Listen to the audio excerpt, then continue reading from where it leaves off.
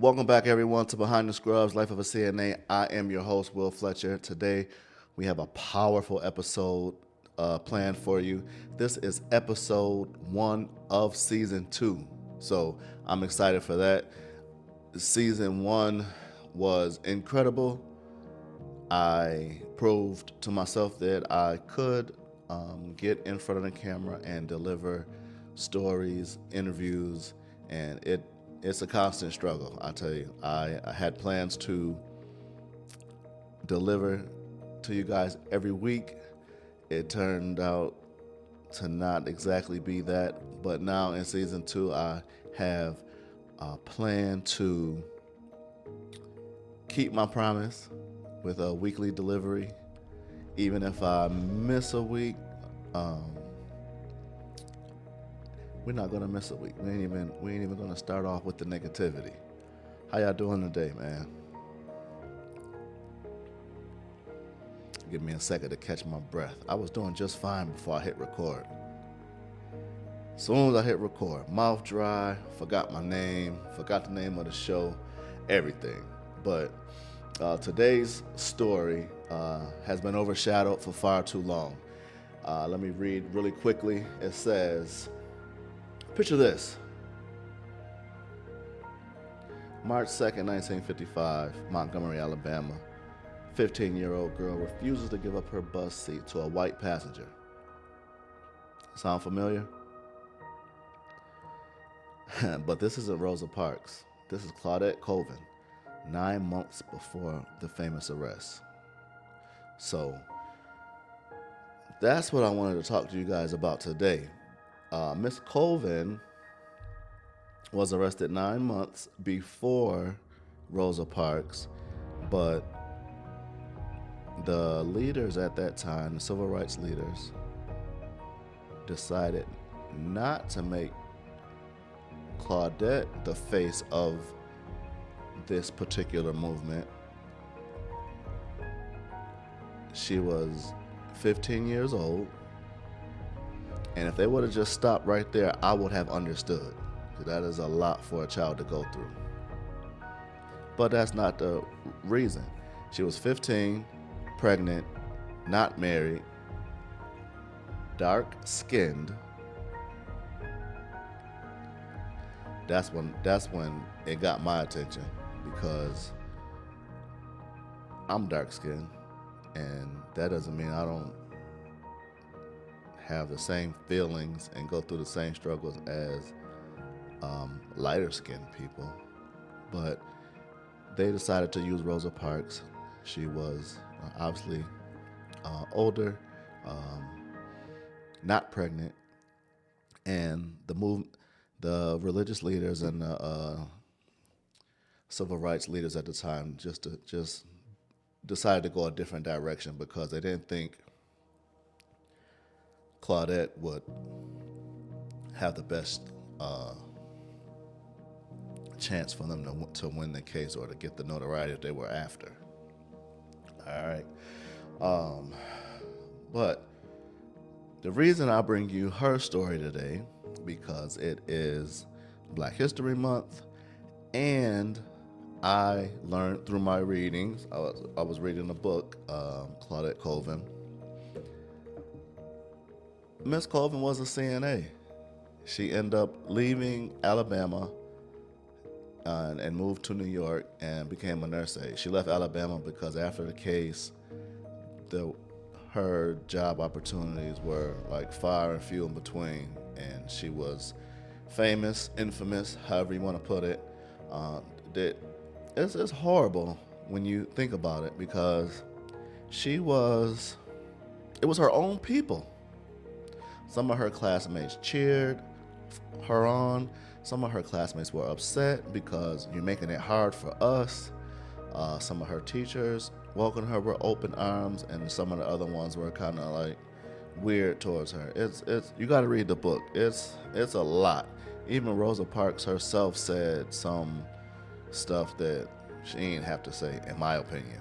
But I won't ruin it for you. I'll let you grab a copy and check it out for yourself, or just the articles are online. You know, when you put in Claudette Colvin, It'll pop right up for you. So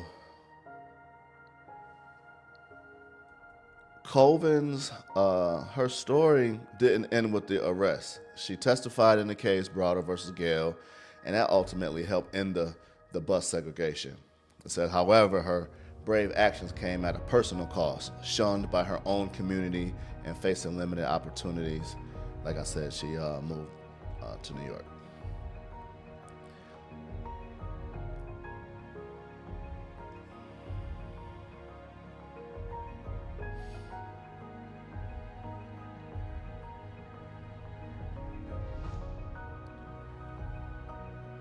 So that's her moving to New York and becoming a nurse aide is what makes me want to bring you the story today, because obviously this is Behind the Scrubs, Life of a CNA, and we have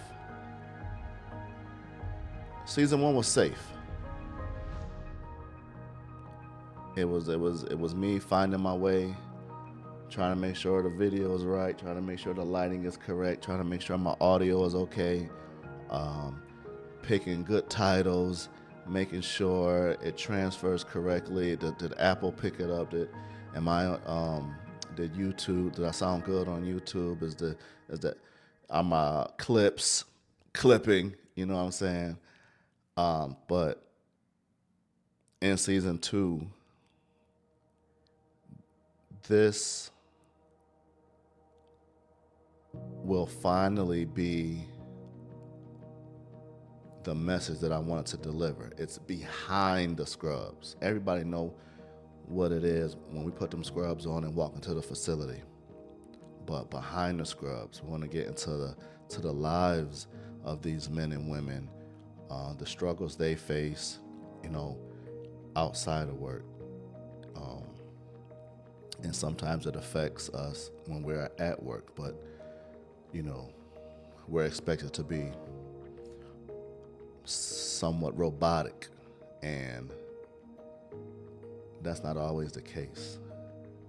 So her Miss Claudette's story, Miss Colvin's story aligns almost perfectly with some of the same struggles that the CNAs face. Okay. One of the parallels that I drew: undervalued contributions. Just as Miss Colvin's contributions were overlooked, CNAs often find that their work goes unnoticed. Any CNAs out there, can you relate to what I'm saying? You can do 3 million things correct to the T. Nobody says a thing. We don't expect it either. We're doing what we paid to do. We're doing what we trained to do. We're doing what we love to do. But the moment that you are human and things don't go perfect, things don't go the way as planned, things don't go the way as other people think they should, they're literally going to make a federal case about it, right? So what you did yesterday doesn't matter. So what you pick up every time we ask you to. So what you come early, stay late. So what you missed all of your children's activities, sports, plays, whatever the case.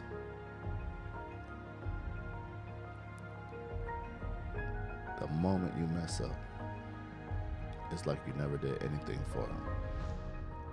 Very similar to the civil rights movement. Another parallel I drew: overworked and underpaid. Civil rights activists sacrifice time and face economic hardships. If that's not a CNA, I don't know what is. Even though now the pay rate is moving in the right direction. Pay overall in America isn't everything going up except wages. But when I first opened One Breath CNA back in 2017, February 2017. Wow. I didn't even, wow. That's 8 years ago. Happy anniversary to us. When I opened up One Breath CNA, some of the jobs were still paying $8 an hour. The place we did clinicals, they asked me, say, hey, why do none of your students apply here? And I wasn't as vocal as I am now. I said, well, most of our students already have jobs. They're just coming to get certified, in hopes of getting a raise at their current employer.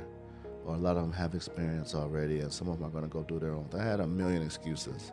I didn't know how to look them right in the eye and say, because you're paying minimum wage. Like, 2017 was not that long ago, and $8 an hour, you don't need a certification to earn that. You can get that on accident. You can go to the grocery store and make that. Any warehouse, any fast food was paying more than $8 an hour. In 2025, the pay rate has gone up some. There's still room for improvement. Any employers watching, you hear me? There's still room for improvement. But I tell my students not to accept less than $15. And that isn't a whole lot. But lately we've been getting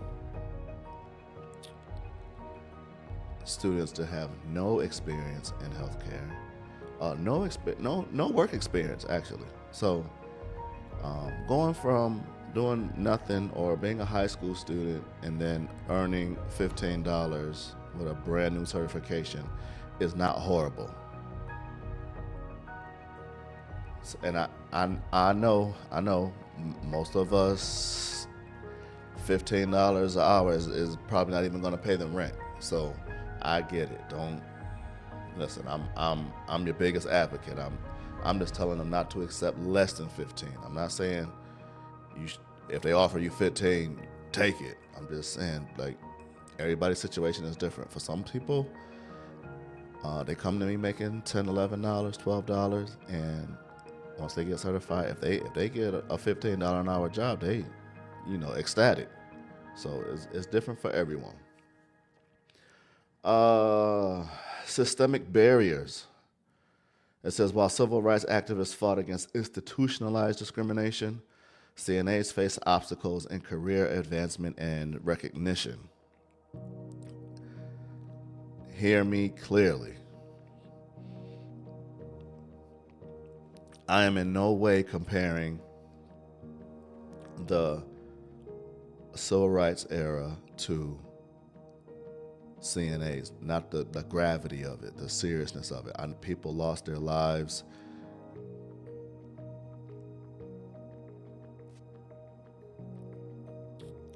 There's some similarities, but it's not even close to what people have lived through, and some did not live through it. Okay, so don't get me wrong, okay? But like I said, the obstacles that CNAs face, there is very little recognition. There is not a lot of growth for that position. Some employers get creative and make you like a CNA 2, CNA 1, then CNA 2, or lead CNA, or they make you a trainer. I know in Georgia you can take another course, medication aide, med tech course, that we offer that too, and you can administer medications in a assisted living setting or a nursing home.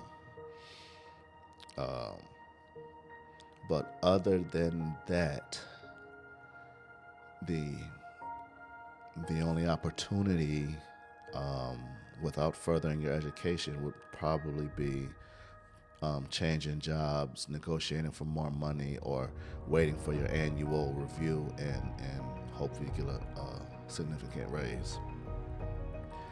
And I'm glad that I came up on this part because I seen something on Facebook a couple of days ago. It said, let's normalize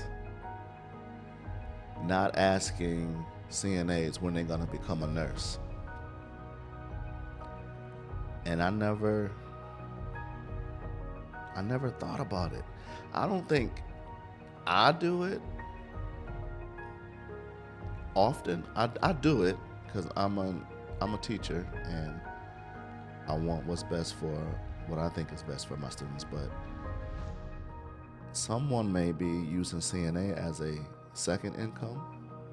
They may be in real estate. It gets slow, so they go, take on a few assignments, with an agency, or do a travel assignment, get a couple dollars in their pocket, till things pick back up in their, day job. Some people just want to get out of the house and socialize. So hanging out at a nursing home with the elderly is their way to do that, and might as well get paid while they do it. So not everyone gets into it to become a nurse. But before I seen that post, I was like, why wouldn't you? Because my line of thinking was like a plumber. You start as an apprentice, very beginning level. Once you get enough hours and a couple years, or I don't know exactly how it works, but it's some hours and some years, some time, some experience, then you become a journeyman.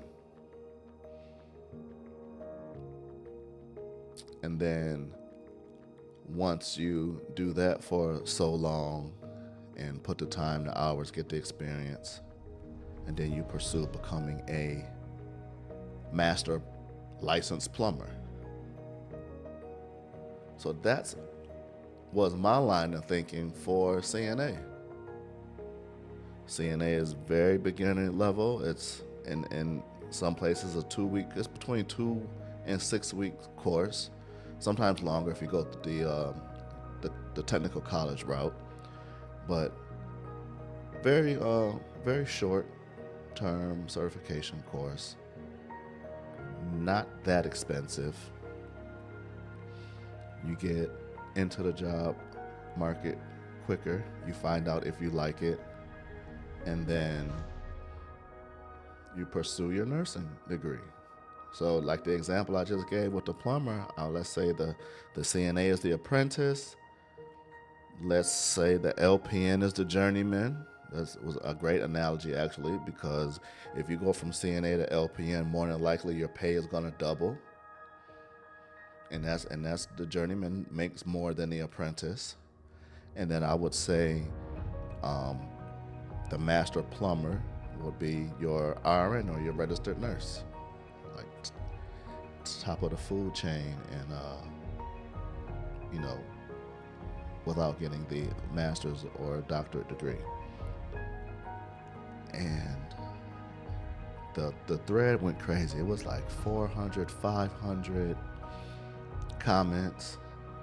I know I'm getting off on a tangent, excuse me, but I just had to get it off my chest. I don't think it's a negative thing. If I see potential in you, I'm like, you are a great CNA.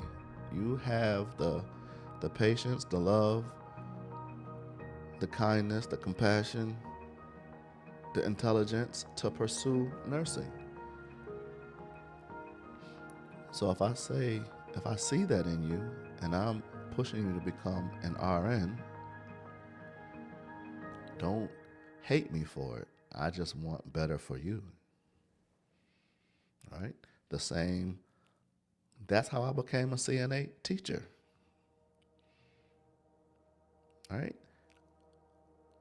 As an LPN, I managed CNAs, but I can only affect the CNAs that work on my shift, work in my facility, and therefore I can only affect the residents that are on my unit.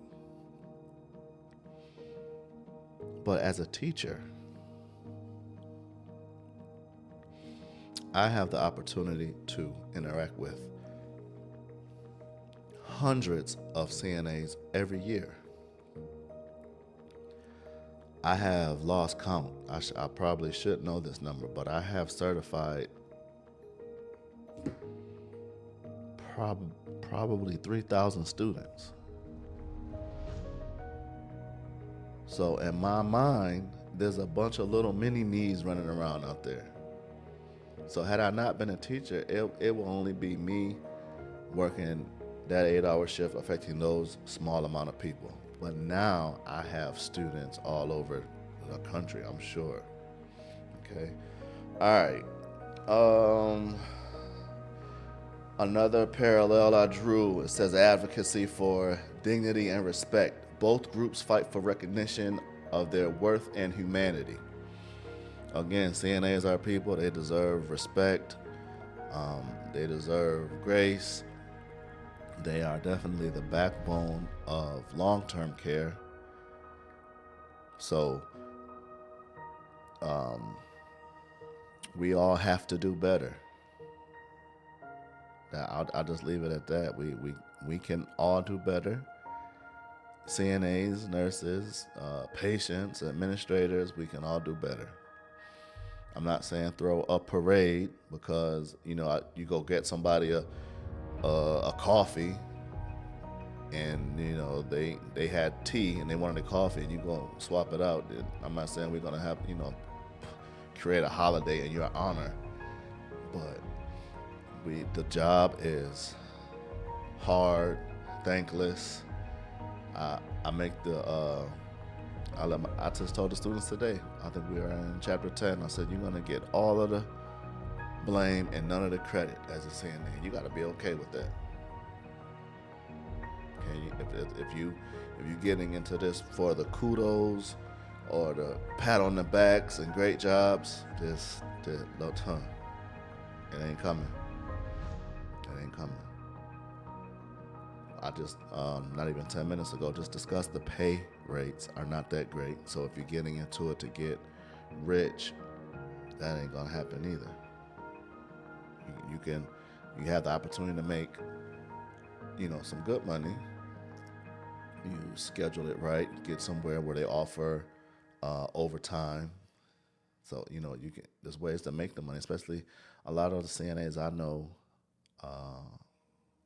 work 2 jobs, maybe even 3, full-time, part-time, weekends, or agency, and they pick up when they want to. So you work for 2-3 different agencies. You don't really care about overtime because you just put it on somebody else's payroll. Okay. What else did I have for the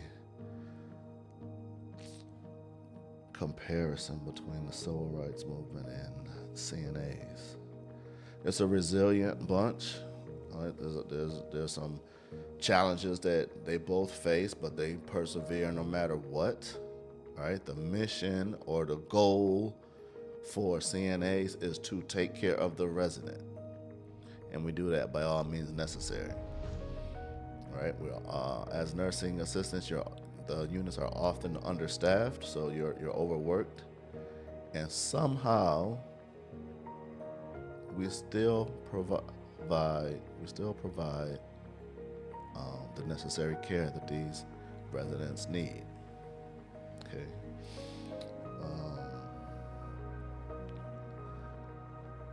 Another one I had, it says challenging societal perceptions. Just as the movement worked to change ingrained prejudices, CNAs strive to overcome perceptions of their role as unskilled. I've seen that written somewhere before a few times. Skilled nurses versus and unskilled caregivers, or something to that effect. The proper way is to say licensed, which would be your LPN, RN, physical therapist, doctor. They earn licenses. And the nursing assistant has a certification. Okay, so they're still some requirements that need to be met. They're just not handing out certifications, right? In Georgia, you have to go to school for at least 85 hours to complete a program, and then sit for the certification exam. Okay. Another interesting fact is that Claudette Colvin's arrest record was finally expunged in 2021, 66 years after her arrest. What's the point? What is the point of that? It's a joke. It is a joke. Like, don't even bring me up. Just leave. Matter of fact, leave it on the books. What good is it doing me? What good is it doing her family? It's a crazy little world we live in. Maybe it means something to her. I take that back. Maybe she is happy to to not